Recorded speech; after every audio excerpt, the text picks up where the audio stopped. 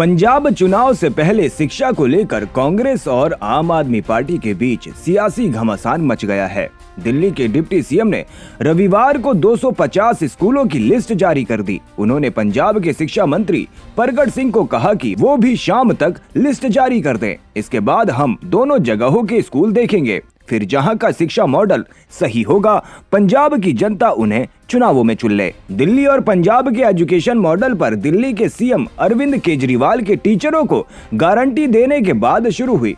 परगट सिंह ने इस पर निशाना साधा तो दिल्ली में शिक्षा विभाग देख रहे डिप्टी सीएम सिसोदिया ने खुली बहस की चुनौती दे दी।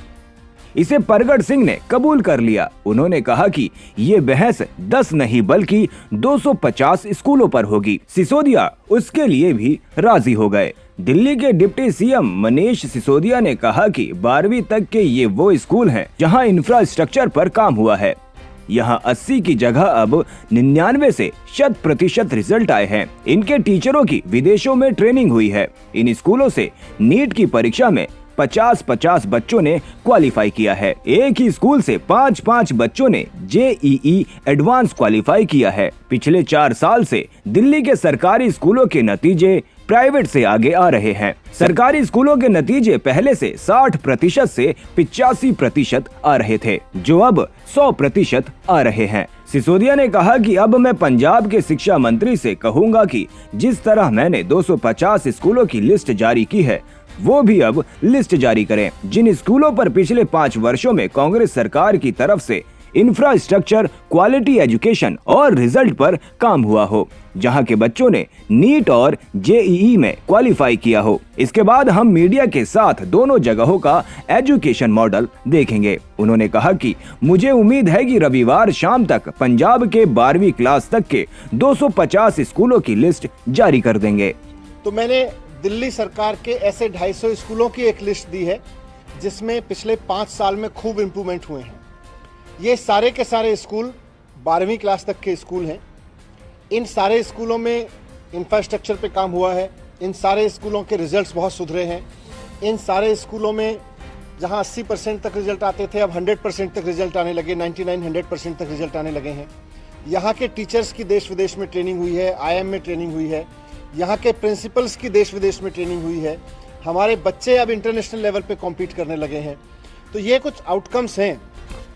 इन 250 स्कूलों की लिस्ट में जैसा मैंने कहा सभी स्कूल 12वीं क्लास तक के हैं और 12वीं क्लास तक के इन स्कूलों में वो स्कूल भी हैं जहां इस साल नीट की परीक्षा में 50-50 बच्चों ने भी क्वालिफाई किया है।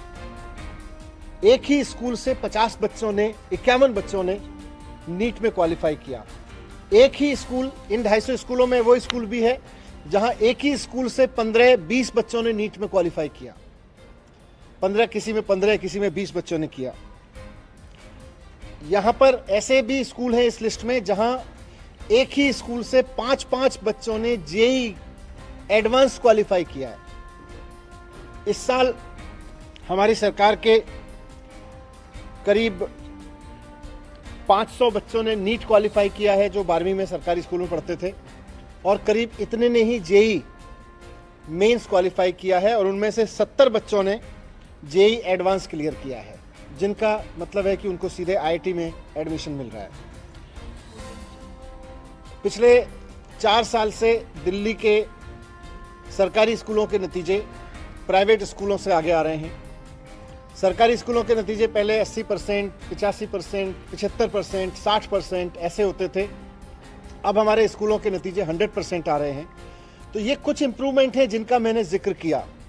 अब मैं बहुत विनम्रता के साथ और बहुत सम्मान के साथ पंजाब के शिक्षा मंत्री जी से निवेदन करना चाहूँगा कि जिस तरह से उनके कहने पे मैंने 250 स्कूलों की लिस्ट जारी की है कि आइए इन स्कूलों में चलते हैं। मैं और पंजाब के शिक्षा मंत्री जी दोनों चलते हैं साथ साथ, और मीडिया के साथ ही भी चले, और वहाँ हम बात करेंगे कि दिखाएंगे कि क्या चेंज हुआ है, क्या पढ़ाई में चेंज हुआ है, शिक्षा के स्तर में क्या सुधार हुआ है, नए कैरिकुलम पे क्या सुधार हुआ है, टीचर्स ट्रेनिंग पे क्या सुधार हुआ है, इंफ्रास्ट्रक्चर और फैसिलिटीज़ पे क्या सुधार हुआ है। इन सब पे चर्चा करेंगे।